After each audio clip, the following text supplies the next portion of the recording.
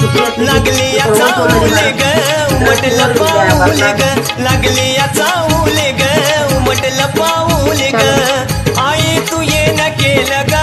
बाबा आई तू ये न केलं ग तुझ्या येण्यानं जीवनाचं सोनं झालं ग तुझ्या येण्यानं जीवनाचं सोनं झालं ग जीवनाचं सोनं झालं ग तुझ्या येण्यानं जीवनाचं सोनं झालं ग